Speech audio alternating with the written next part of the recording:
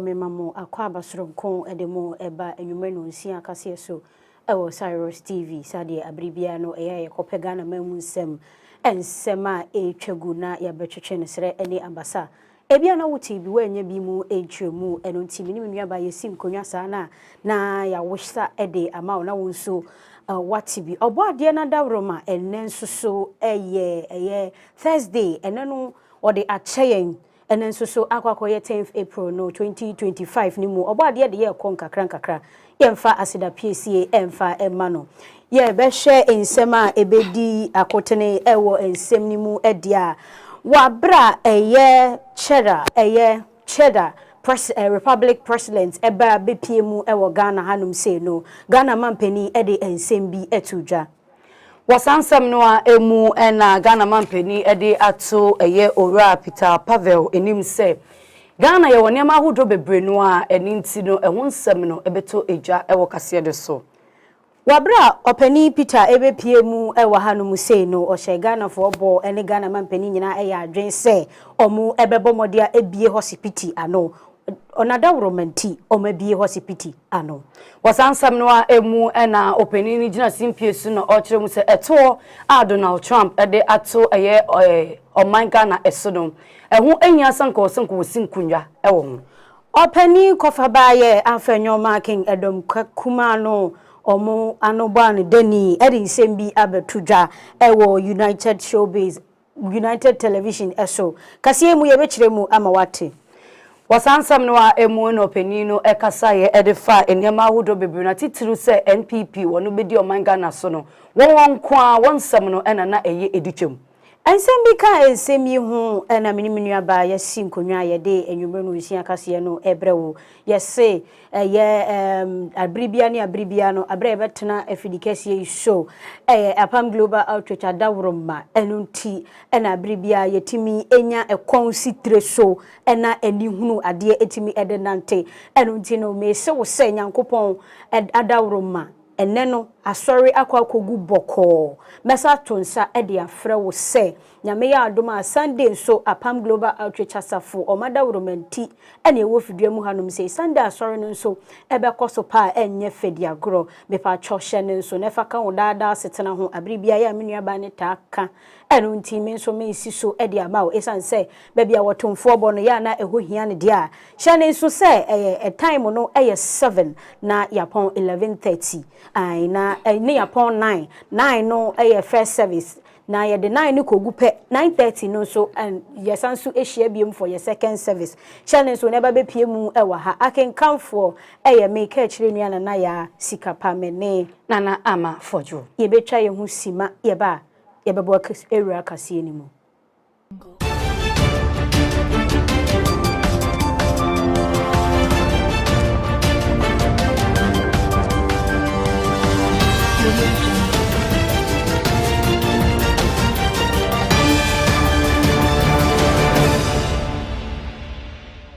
Mena wasena mema wakwaba afeye mbonra ensem no ankasa enchemu ya shase dia ye de betu ejase eye check president ababe piemu ewo oman Ghana emu na ora Peter Pavel na ebe piemu ewo oman Ghana emu na one Ghana mampeni His Excellency ora John Dramani Mahama bo modene ede nioma etuto na kwanso eni ntinum jumedie akoso ewo Jubilee House ne no na openi no Ghana mampeni gina simpiesoro ode atu ejase Ghana obade adum nyoma papa bi ti se fomegudie a eye gold no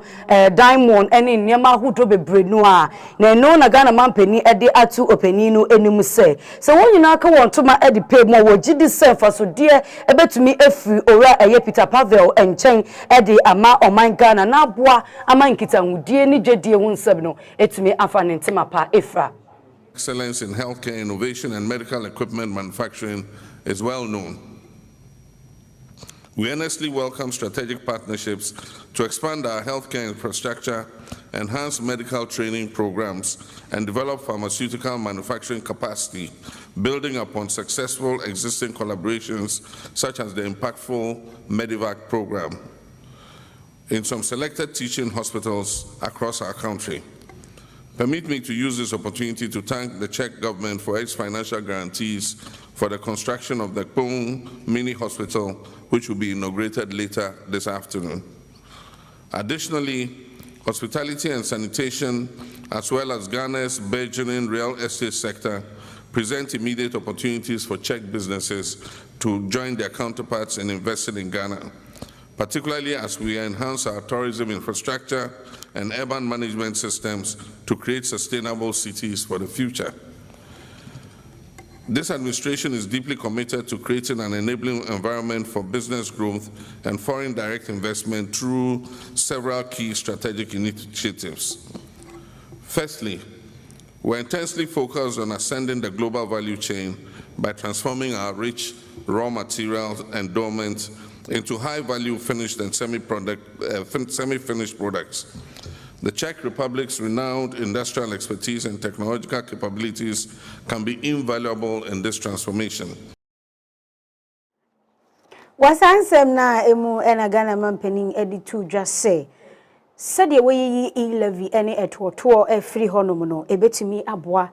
ama ekurofofro amopese omone Ghana ebom edidwa no ebetimi aboa ama sikasem ani bibia akoso yi.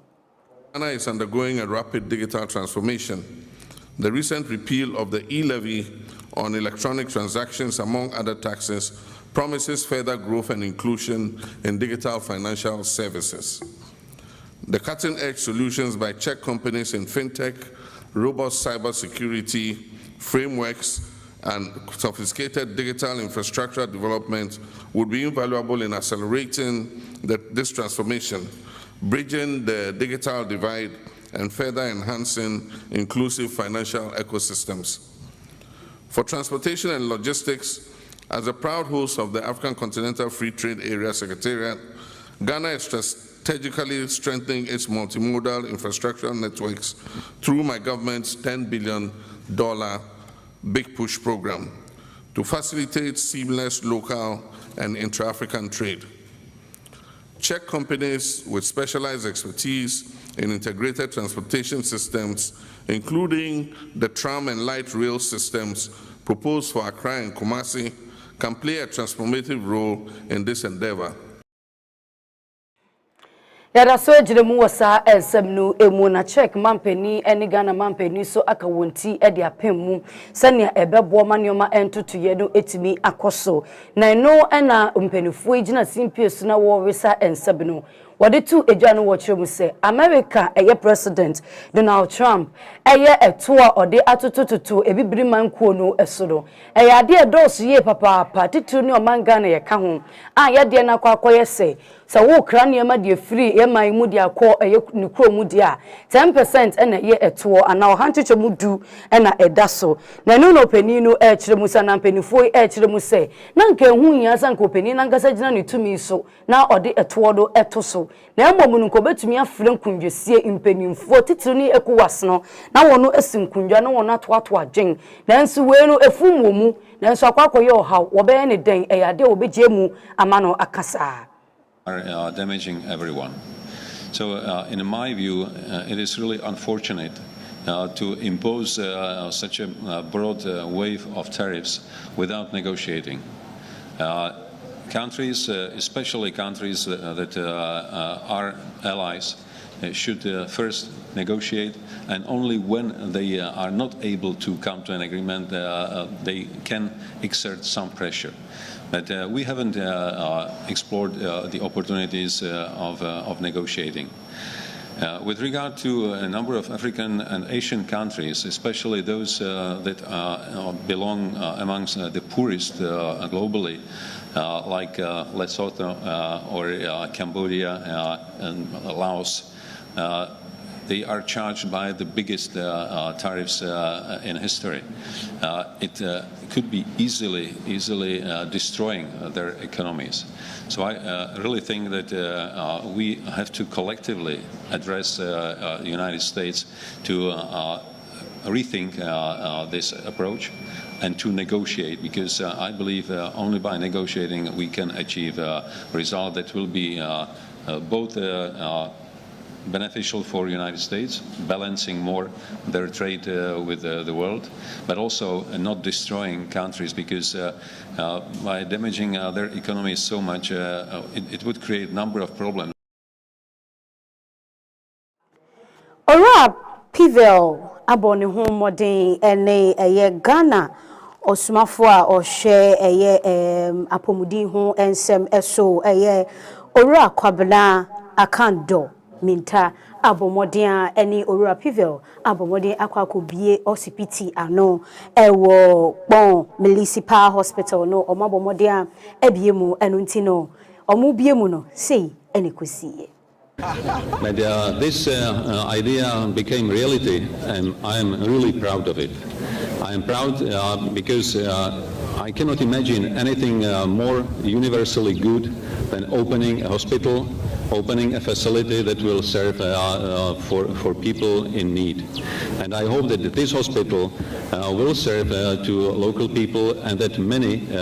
would come early. So let me wish all the staff of this hospital that it is a great facility for them to work in, and to all of you who would need its services, that you find what you need. So let me once again wish you all the best, and thank you for this wonderful gathering, and have a good day. Thank you. Municipal Hospital, a milestone achievement in our collective efforts to enhance access to quality health care for every Ghanaian. Today's ceremony represents a significant step forward in the government's ongoing effort to improve the healthcare status of all residents across the country. It is part of our broader commitment to strengthening health infrastructure nationwide as a central pillar of our social contract with the people of Ghana. Twa ensemino eso na ye ko edom kumano anoba ni deni ora Alexander Kwame na Afenyo Maken ono so ekopie mu ewo UTV credit no enko enfema adechi Nsroma no se presenter ni hosti no na nsem bebre no a enopeni no editu eja wo bre okopie mu ewo ho ensem bebre no ano kan na ni okan ya eje entre ha ense wobra na NPP amanyoko no ewo so no won de senya na wonu eni suade hu etie no na eye papa nanso no amanyo ni bie ni wo ba bedi o man so na eni suade hu nti se Ghana MPP de ne da ensem sei e no de tu eja April for tum yem fam paibo nzi ye nanyim ka onye abrebo no za wo hu ho na za wo hu so ho bodat masa and is when we bien is bobra bottle foam. Okay. E bompa na is bibia hye odefo nsa. Ntina yen pemfo obu bebi de oyo nyame a wosume ya osumu nu yehu. Osande ma woze wadwene susun na obi su osusun za se. Nti izimpa bote echi na imozi wanyim kana. Ubibia wie pepepe na odubi a bonde enyi jembrodu nti na yewie free ya ho me penyin bi oya no nkomozi nyina o se kwam na mo wie free ho openyin bi no nkomonyin o se mo wie free ho nti me ze anope za me catch party mba nyina ni de ma yewie free ya ho de ye nya me de do na ozi ye n'enyim 2000 election o ma nkunyimze ye yes da ma bre no soja aban a where a got to Wabumpana was the Itrujin, which was in Sutar, and now Yenhunza Osiwo, Kwamna Battles no constituency, was the second one, Nanumujay Ugu, broad daylight, not Empire Botage. Okay. Odu baby was one handover, Empire Botage, Bojat Masa. Kufuor was a 2 million man. Wasansam na emu na openi Afenyo Maken edi etudwa esse NDC for budget no anti quote in quotes or say the budget is private sector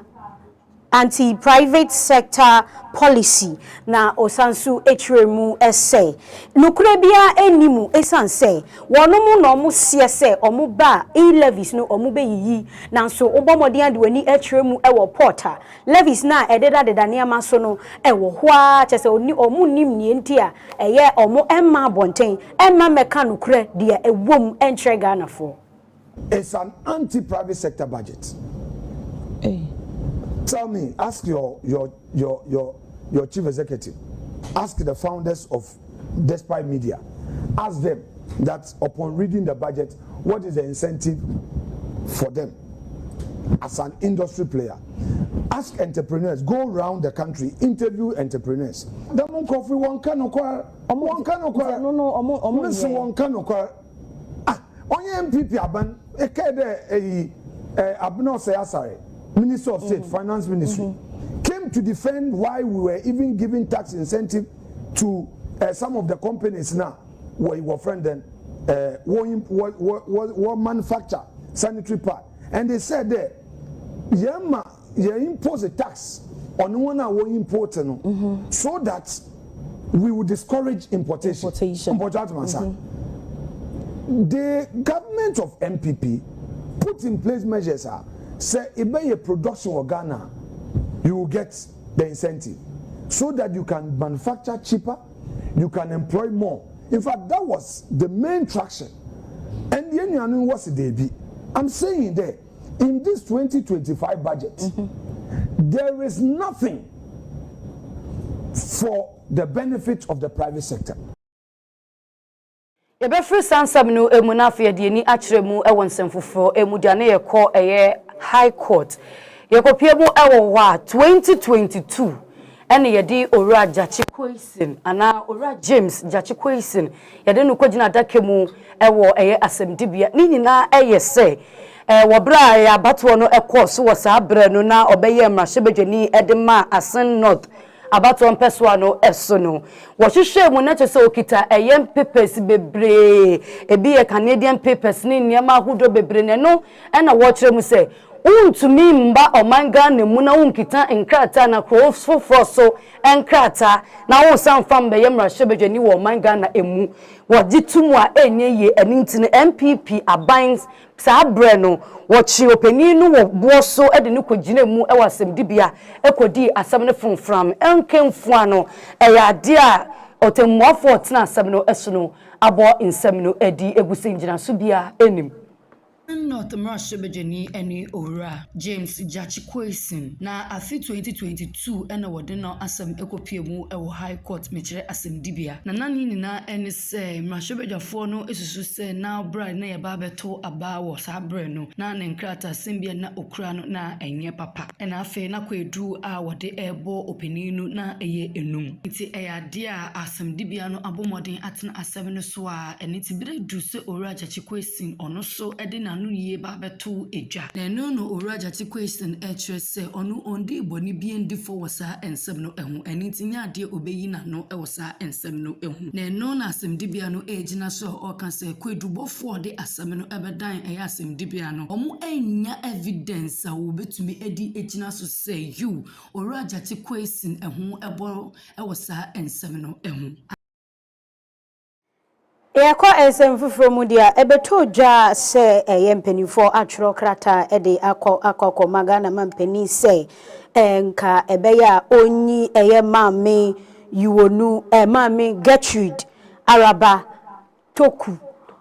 Tokonu sorry edi nice name there onyi no emfiri honomo eno ena empanifo ensoso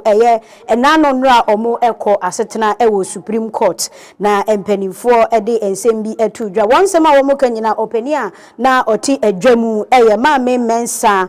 bonsu Harriet maame no enetena empanifo enetena enkonwa so na omo ye omo adwen se omo betu ada asem no ahyeda esan se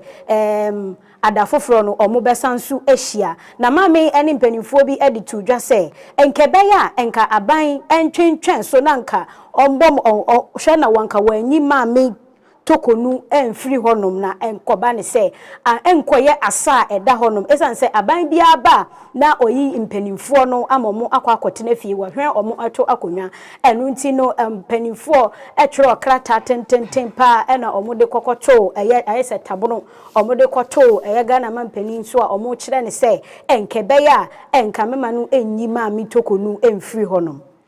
Drada ena Supreme Court eko asetna na atemwofo no eye enum na nipa na odi wono enim ene Professor Herita Mensa Bonsu ena na eti ekundwem na asema na eda wono edim owoba bebobo hu ene se enkofo miensa etwo nkrata de koma Ghana Mampanis Excellency Orajon Dramani Mahama se Mami Gertrude Esaba Araba Tokunu Chief Justice wono enhwan ne tu ekunwa na eno ena mahwebejani bo modern de asem no kodan asem dibia sane wode tabono betumi ato Ghana Mampani eso ontumi enyi Mami Gertrude enfimfiri ade eso na asem no ebaaye no Ghana Mampani bo modern bonsem no echi edekoma eye Council of State impenimfo so wobetumi ahyehyem eno na nam so ama Ora Vincent eko asefo edekodan Supreme Court na ochire mu se eba ne se Ghana Mampani eyi Mami Gertrude edifiriwa ebekwa akoye esa adahwa omanyo ni bia obebebia no obetia sa esa no emu enunti ena ode nsem no ekodan Supreme Court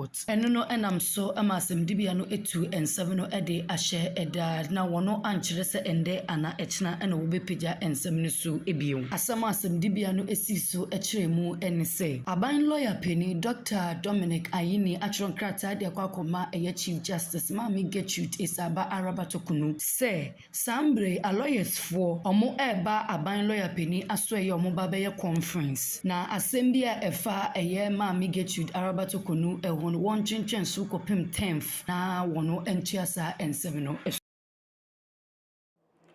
encheye na ebeto eja ewo omanka na emuse ade a wokọ eye mrashibejafia eye ranking member edema defense any Reverend Intim John Fordjour na openino edibetu eja se wokopie mu ewo eye kotoka wiemuhyen gina bie ho a ade a ehyen mienu bi ana eye wiemuhyen mienu bi aba bepie mu ewo ho na eniema na ewo mu woye nhyehyemu no na eye ndurubone ene eniema hodo bebre no a nansu ebesi wono ante hu nsem ene hu mpopoye bia enunti eno no enam so ama Reverend John Intim Fordjour ede bambontene de betu eja ema Ghana Mampani kwa de nsahya ase ora Intim Fordjour embeboa eye asrafo ene abambofo no sene obetumi di nhyehyemu mapa egu eye akwanso na ne oka no wotumi edi mu nkyiremu ede ama abambofo nanso ankwankoba ne sa na asemi ba ye mpanimfo atwe na asrane abasa papa ye yeyi na nam so mendra da okopie mu ewo paninu no bia otia na chese National Investigation Bureau NIB mpanimfo wono abomodin akọ se wokwa akoyi openia no wokwa akochi openinu na ode no akwa akogina embra no enim we enam so ama eye edom kuma a romrahwebe fie no wono boanje sansem no so kra eniti wo kire nsem sei ede kire nsem chofo kru no enja ya kika no so enja ne boni ne den se wo hu se bibi a enya akoso ena ode betuja se Ghana man ni amehu ni ye nyina ye hwehwem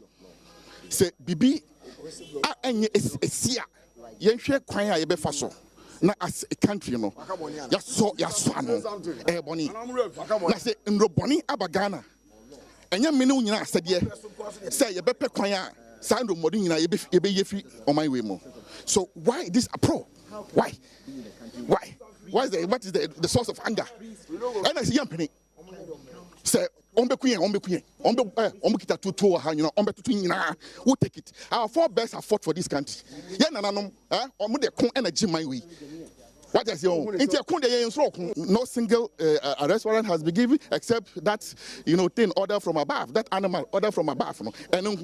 else it will not work. Because Ghana pon extra choir so pe mrasheni would be faso. Simple. Write to the speaker will release the person. Now what is the kokoti rasmatas because more bind to me. Is that how to operate? Ghana has been in this exercise for years, and we don't need what we've experienced this morning. The caucus expressed a view through its authorized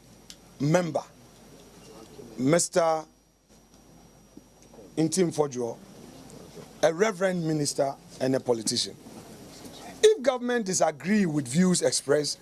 government can also tell its side of the story. This is democracy. It's not about we are inviting you, you come with armed men. You know, about 20 of them. We don't need it. If you disagree, you disagree. In any event, the caucus is calling for a bipartisan inquiry into this matter. We should be able to judge all. But, well, they have de-escalated, they've left, they've gone back to wherever they came from. One share mona say ela openi afenyo marking edi ensemi etuja. Ochiremu say Reverend Intim Fordjour, he never walk alone. Wachira wanya baku onye mienu nemum oye dom obebo na chi bebia o kobia eno ntino na cha say obia ni ho a obetimi asisi no obia ni ho a obetimi apopo nani akire no eno nti wakasi su dua say Reverend Intim Fordjour wase wanya baku mienu miensa nemum oye dom. Reverend cannot be made an example. No.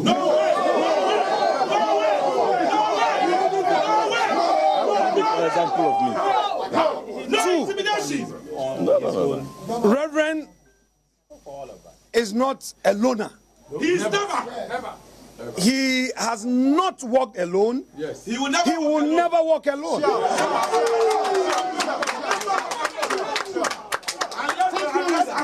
As a caucus, we have our various committee heads. Yes. And he is the leader of the Defense and Interior Committee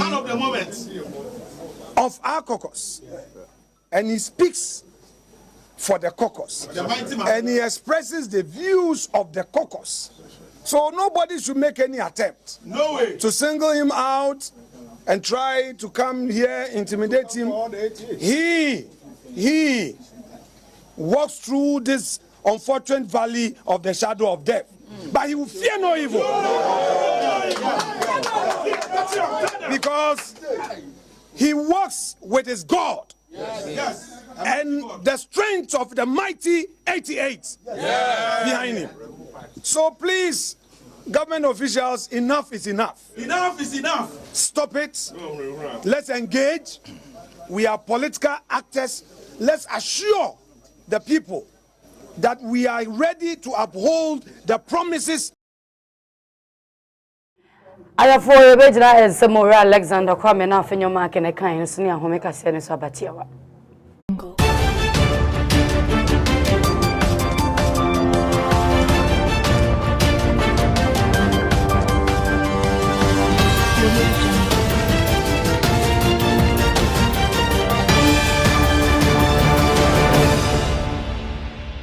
Global Outreach Asafwa Evangelist Papani Ajamai Edano Aton Sadia Fro say Raniumum and Paye Yawadey and Yawadebia Eson say Aya Healing and Deliverance Service in tea Yaminam ya papa so Esayariwa Ebubum Ponchere Etuanomi Efri Yamemasu Shannon to say you made a chance yes 7 Me say a Falconia way so Aton Sadia Fro say Kosia day any Kosia debia Yamema Ebom Ediashia First service no a mission and leadership service Eshasia 7 yenya daje kyerɛkyerɛw ekwan a wobefa so a wobɛka nyame asɛmpa ne akyerɛ afoforo na your second service ne nso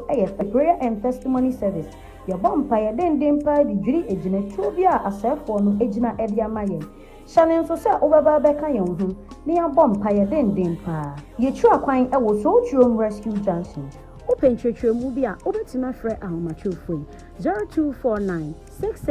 9993 and now say 0540 378 8282 Apamba Yasunyame Otiasi.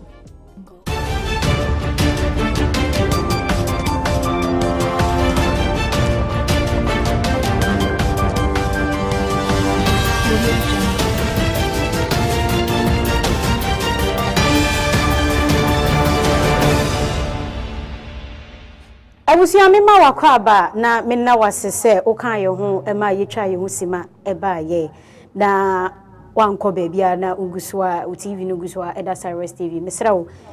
yetwa kase no eso yetwa so dia na ye bomodia ede ni atwemu ewo ekonfi emebu na ewo honom akasa mami ede nsem yenua ba na ede nsem tudwan nsem a waka nyina ene se adwuma de nka ebu wo ho nanso apafo no ene asem no wono omo babaye adwuma no ena adane se bi buachi bidin yi adom eno nti wo sere mpanimfo se enka wo momode na nka omuntwa omani emra ememehwe ekonfi district na adwuma de eye health insurance na nyina yenim se health insurance de kitawa se kubetimi de akọ ayaresabia akọ akọje ayarehwe mienu miense bi nanso odwani akiremu ewo na so ye de a adwuma no eda ho nanso apafo a omo baye adwuma no omabọ ahwete enti wode adesrede ato mpanimfo anim se omuntwa omani emfanhwe wo mo asem baako ade baako nso a eha adwin bebre ewo ekonfi ha ene se ye NHI ana insurance National Health Insurance Authority office na ewa ha no emre kakra etwemu ni ye wo office no de ye wo equipment a ye de be ye adwuma nso ye ni workers bia ewa ha omo ye adwuma no afi etwemu no which is 2024 ye assessment no Yehun se wo nipa du bia wo krom ha emu enan any insurance. One of the things that contributed to poor acceptance the reason that or the fact say so person will register for insurance wo krom ha aje wo call district a benye which is Infantiman anase Apam ansana wenya office amoma registration nama enyina aso ye nimu se NHIS no eno ana ye chips compound any health centers no ye use ewo ho enti se obi entumi enye registration a it means say ontumi enko hospital because okobia e wose otua for the healthcare now receive no Mame Likolina na yeye eye penin kwanchefo a ono na eda Chartered Insurance Ladies Association of Ghana. Mame no ede adesrede akọ ede ama emba ni impedimfo nyina ochiremu sei na nsen ukomra hyebeje fia eyade impedimfo age nsem bi ede atum na saa eyetumi na woni age atum ni yade eboa emma sanya sabi won mukebi ma minkebi no ebetumi esipi esita na aboa ama wodada asetena no etumi akoso eni ntine saa act no ana saa act no mugitum na babaye embra no affirmative action law na eno no ochiremu se ewo se mba ni impenifo na woye mba na wokafoa na wotumi so wonsa ye adwuma bo adwuma wageradre sanya mbema ye won kasa bi se mbema nyambema betumi aye no oba betumi aye eni ntine mbema ya owo se mba yesu yetumi aye ma ye nyi ye hu emfemfiri mum se dibre bi ne ye de be ma oba bia nipa no enso mu chiche na onye adwuma ne sanya ese efata ma wo ma yen ejuma Dr. Agrene kana sem se wo traini obema wo traini nipa baako se bi fie baako ba wo traini oba wo traini amansen nyina nti ye kase solaga ye see professional ladies with integrity ye no ya boabo ye hu se ye be hwe se mana wo mo insurance industry ni mu no ye be keka ye hu ye be so ye nsemo na ya boa ma insurance atumpo woye meimu ye kanisana ye ni ye mema no ye enye competition ba ye hwe se ye betumi anya nimdie ye betumi abo ye humodien se ye ma ye position bia ye betumi aye di aboa industry no nti ye nyama bebre de boa nyama bi ni se ye nkase ye dwi yankasa ye hu so ye ko orphanage ni baby benya bia na ye boaboa ye hu nti apart from we na ye nso abribia ye suade se ne be ya ebe ma ya atumpon Oria eye Emmanuel Kofi Bua ono era ohwe Ghana ye nobaye eso ene ye nsase eso ode asembi atudwane sama waka nyina ene se yes, a bang ebebo modia a trainee a year wana or share yem foodie e home ebanesa ebe to me abwa Emma ejumano akoso kama entino what the adesrade ato aban anim say aban momodia na on training nkrofo bebre said ebeya omu ebetimi aye adwuma e de aboa forestries no forest services ejuma omoye wildlife services ejuma omoye timber services ejuma omoye na in each one of them put to say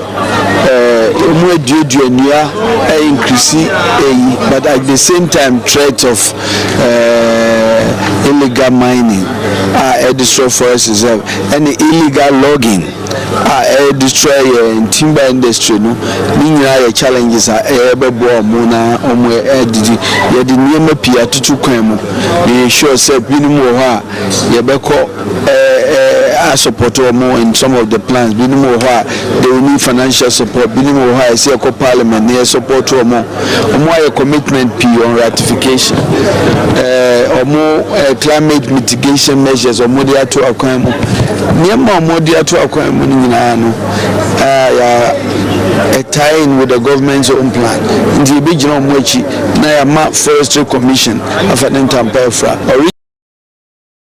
Swejnemu ewo ora Emmanuel Amakofi boa ensema oditu ejane no penino ede kokobo akọ ede ama small scale mining jumedie no na tese wonwa wotufu megudie no ne fambra kwan eso no no penino ede kokobo ne afutu akọ ede ama na nsen na beto ejase license ayede ma won ana aban dada no ede ma wo no sebi wo hwehwehwehwe mu a nioma bi enkokokoyi bi wo so amfa kwan paso ena wodinya saa enkrata no eni ti openi no bomodene na so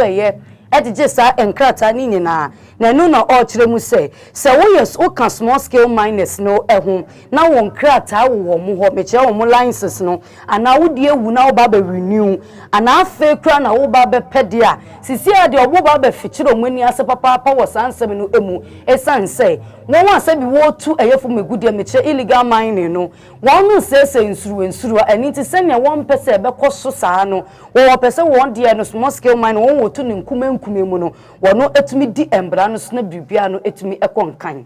Terms of reference is to audit all licenses to ensure that they were properly acquired, that due process was followed, and that they meet all the conditions of continuous validity with respect of environmental bodies, forest reserves, and land preservation standards. They are also to ensure that permitting fees have been fully paid and that they've met all the conditions up to date as prescribed by the EPA and the Minerals Commission and the Water Resource Commission. All licensees are expected to cooperate and are subject their documentation to this exercise. All who fail to go through this process will have their license validities revoked at the end of the exercise. Both the Ministry of Environment, Science and Technology and the Ministry of Lands are working together to establish a new classification for the small-scale mining regime. Yakwa ensem from dia ebusia ebeto dwa say openi Sam George or the same be eba beto dwa say obebo modia na SIM card no ya sanso a register ne fufro na nyina so entia o kasa no nyina ene say ye de ye Ghana card no ye san e de register ye SIM card no efufro na we die omu ba be ye bibia kama enkoba se nipa ba ko o Ghana card ne de register SIM be 45 eba ne sa entwa ye eno nti wo hya se June ba wanfa date no amba but June obebo modia na wabomodiana re-registration that Ghanaians were put through about 3 years ago or 2 years ago did no verification on the back end. There was no single source of truth to verify against. And so yes, biometrics were taken, but they were not matched against anything. And that's why today you have SIM cards that are registered to people's Ghana cards that the people themselves did not register. that's why today, even though there was a limit of 10 cards per Ghana card, there are instances where one Ghana card has been used to register over 30 cards because there was no matching. Many people have, and there was an instance, law enforcement instance that I encountered in my very first week. We're working with the then Cybersecurity Director General. We identified a number, saw the Ghana, did a cross-referencing with the number, the Ghana card that was used to register the card, geolocated the person, security did an operation, but it became immediately clear that the individual whose Ghana card, who we had picked up on the back of his Ghana card, was not the same person as the person who was using the same card. And that's simply because you have unscrupulous people who registered pre-registered SIM cards using people's Ghana cards. You go and you try to register, and then they tell you, oh, the network is down. It didn't go through, but they had registered a SIM card. And then they take your card again and do another registration. And then they begin to sell those pre-registered SIM cards. And so you will be an innocent person sitting down, and because your Ghana card had been used to pre-register a SIM card that was used in fraud, you'll be picked up. Asante mante muswafo ene Dr. Frank Amwako Henem na openinu abomodin densem akọ ede ama won wo tufo megudie ni nkuma emu mechere small scale miners no afutu ode ama won ene se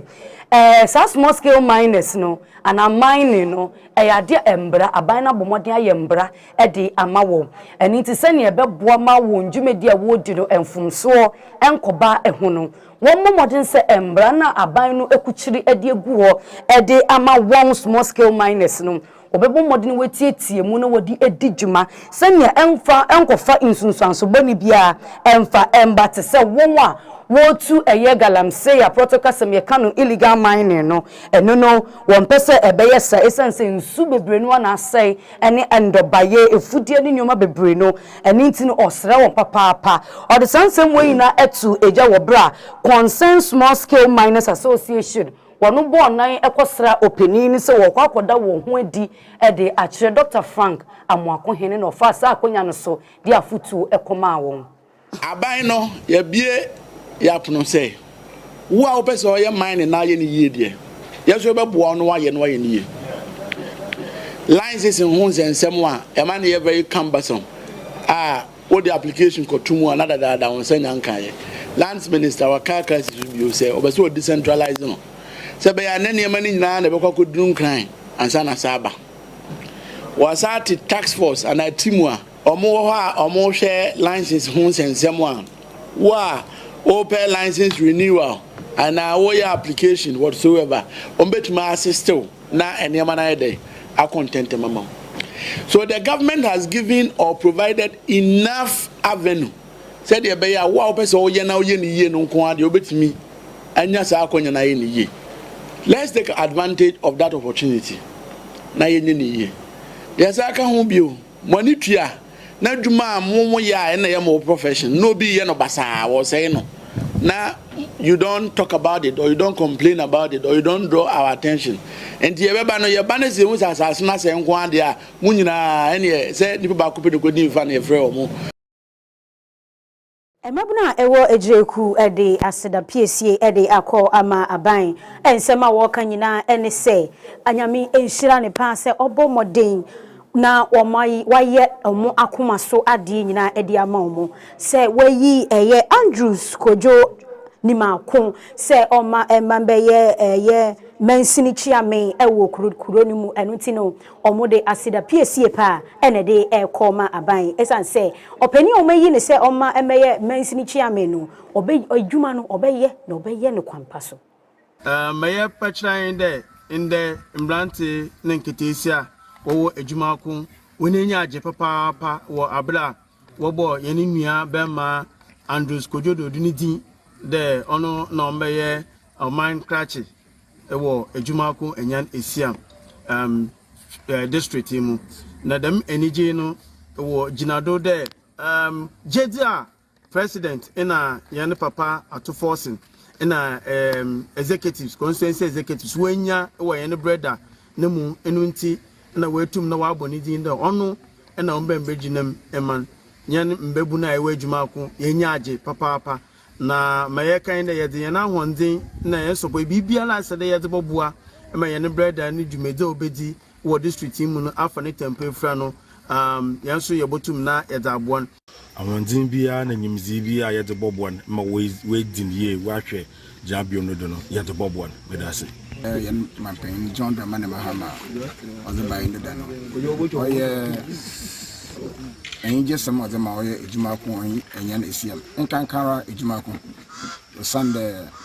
oye dem akwanya wazama oye brother Andrews kojododu oye kwa emfimfi mantam no emu ukopie mu ewo hode a eye Food and Drugs Authority echodi tiafe won FDA wonso wode afutuo bi ekọ ede amansamtwofo nyina wo kire mu se ensamtwofo bo TV na radio ye ma won djuma no eye den dodo ni enti opani de sansem nyina etu eja ede se obi ede ne draw anani product ede ba se ye mbohu dewura yetumi asem na wokrata no so no se ye hyemu ka no afani akwa chinchim bi de afire tichi ne benche ye ne de awurawuram o kire mu a emu akra ani nti obesre se nsemtrofo ye behye ye hu yie e wo saa niema no ehu se nipa ne di product ne ba ne watre wo krata no emu no eno na etwa fata se ye ka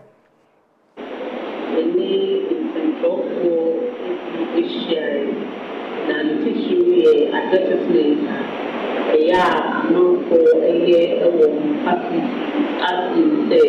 or more register any example of opinion say or which we have of the product should be in the any is a local share kind of mobile password and for banning say will be any approval from every mobile product should be I was saying you now we be the adjustment Baba or which me I show every I just say upon to swampa every manisa adjust approval and not in the central for the she. I would say every now approval and one that was so good. Oh yeah, any life presenter mentioning you'll be carried away. No one can Nsroma and also Rebecca. And for banners I buy any FD eventually. This one say it's the Public Health Act. FD FSU Yaba modia edi atremu ewo nantrobu emebu na ewo honom ese wo musra NDC fo wo nso omo ye NDC fo ankasa wo hwa omakwan a enyanyanyanya de oni hode enti wo musra aban ne se omo modia no wontwa nani na omfa nhwe honom ufiri ha ekọ ha chese wonya wo ho twabere kora abekọ akodu na chese mfuturo no abowa ma ye ho hwe nya yie enti wo musra se akwan no omo momodia na omo emeye ye he anim say entrubofuo nso ebeka enisi amambuo ho enti say ye bepaw anase ye bema enisi entrubofuo nso appointments ewo enisi amambuo no enti animanim ya no entrubofuo ye pese ye hu ye di ani ehu no